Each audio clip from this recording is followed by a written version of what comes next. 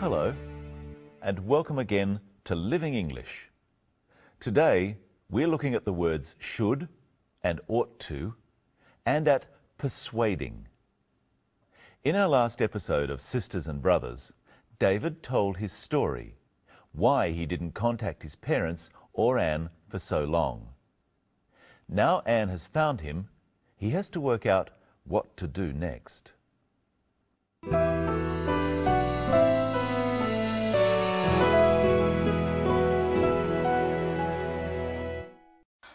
I'll be so relieved you're safe. We didn't know what to think, David.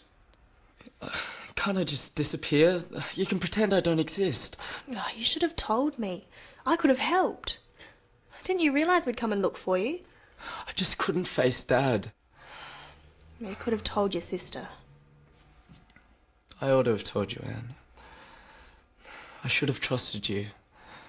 I'm so sorry.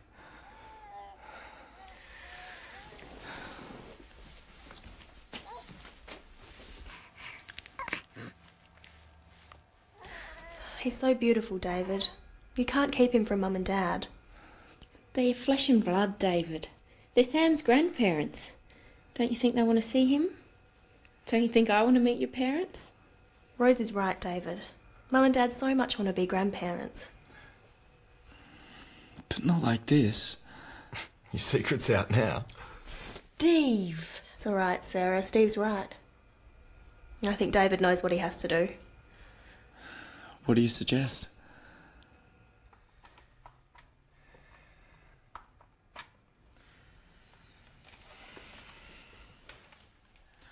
Hello, Mum. It's me, David.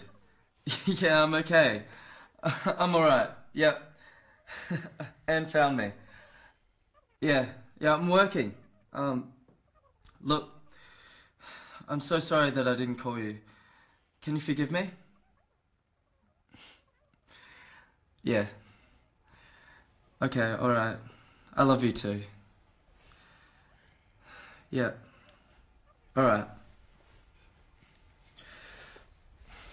Mum's crying. She's gone to get Dad. He's gonna be so angry.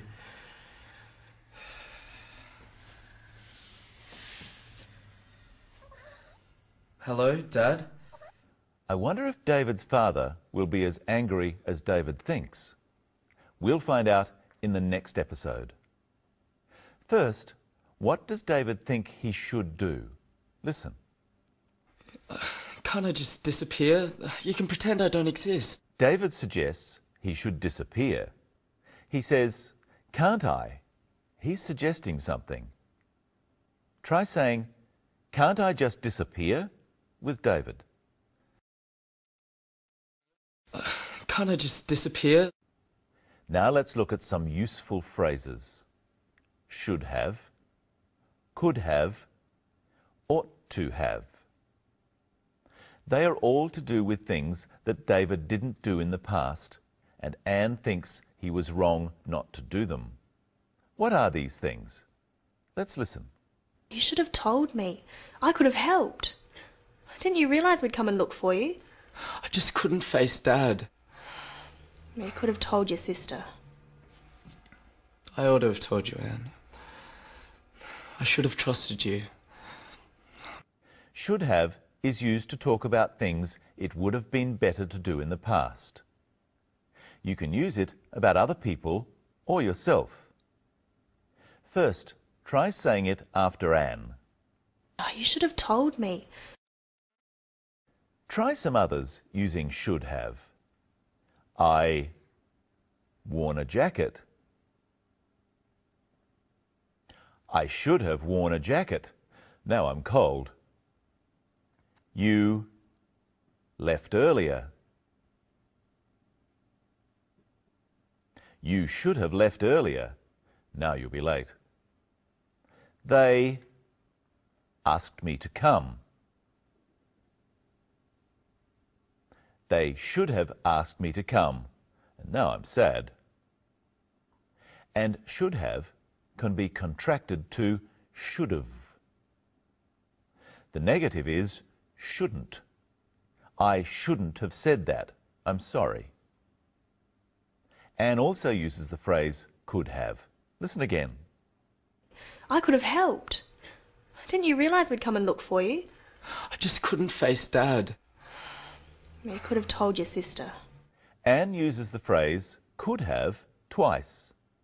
I could have helped and you could have told your sister. Could is the past tense of can.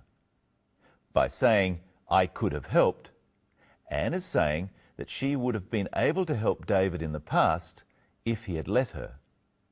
By saying this, she is also saying it would have been better for her to help. She also says, you could have told your sister. Anne is telling David off. She is angry with him because she is his sister and he kept a secret from her. Try saying, you could have told your sister with Anne. You could have told your sister. The final way of talking about things not done in the past is ought to. Listen to David use this phrase. I ought to have told you, Anne. I should have trusted you. I'm so sorry. David says, I ought to have told you. Ought to has a very similar meaning to should have. If you ought to do something, it is the right thing to do. You ought to give that money back. You stole it. David ought to have told his sister, because she is his sister and he should have trusted her. Try saying ought to in these phrases. You tell the truth. You ought to tell the truth. She win. She ought to win because she's the best. But notice that we say, I ought to have, not just I ought have. The negative is ought not or oughtn't. Excuse me, Yes?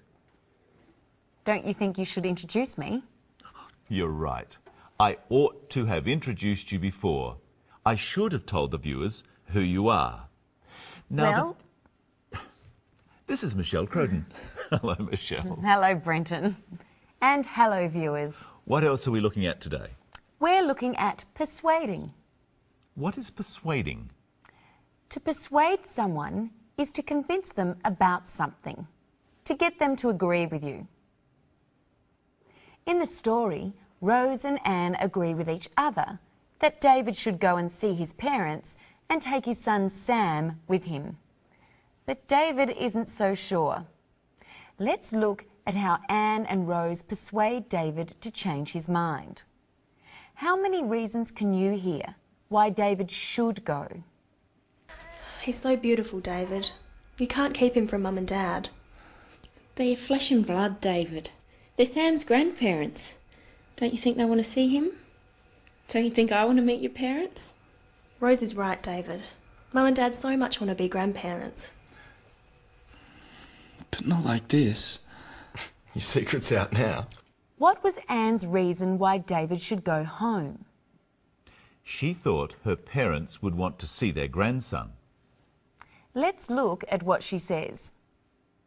He's so beautiful, David. You can't keep him from Mum and Dad. She says, you can't keep him from Mum and Dad. You can't or cannot stop Mum and Dad from seeing him. Is she right? When Anne says you can't, she's not saying that it is impossible for David to stop his parents from seeing Sam. She is saying strongly that it would be wrong. Look at Brenton and persuade him that what he is doing is wrong by saying, you can't. You can't. You can't read a book while we're presenting Living English. You can't. You can't leave yet. We haven't finished. You can't. You can't sit there. It's too far back. Now, let's look at Rose's reasons for David going home. They're flesh and blood, David. They're Sam's grandparents. Don't you think they want to see him? Don't you think I want to meet your parents? Rose said, "They're your flesh and blood." That doesn't sound very nice. What does it mean? Saying someone is your flesh and blood just means that they are your blood relatives. They are related to you directly. So your parents and your children are your blood relatives. But your wife or husband aren't. And your wife or husband's family aren't either. What other reasons does she give? She says they're Sam's grandparents. So David's parents are blood relatives to David's son, Sam, too. And finally, she says, "Don't you think I want to meet your parents?" The expression, "don't you think," is another way of persuading someone to your point of view. This time, help me persuade Michelle she is doing the wrong thing using "don't you think." Should pay attention. Don't you think you should pay attention? Being rude. Don't you think you're being rude? Should put that mirror down. Don't you think you should put that mirror down? Oh, all right then. Let's look at the most persuasive argument of all. Persuasive is the adjective from the verb persuade. Your secret's out now. Steve! Steve says, "Your secret's out now." A secret is something you don't want someone else to know. But now David has been found, so his secret isn't a secret anymore.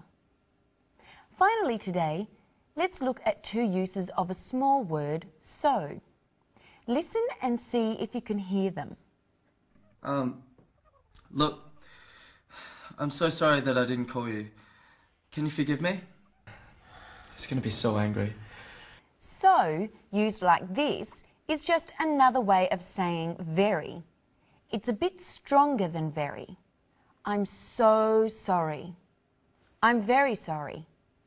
By saying he's so sorry, David is telling his mother he is really, really sorry. And he says, Dad is going to be so angry.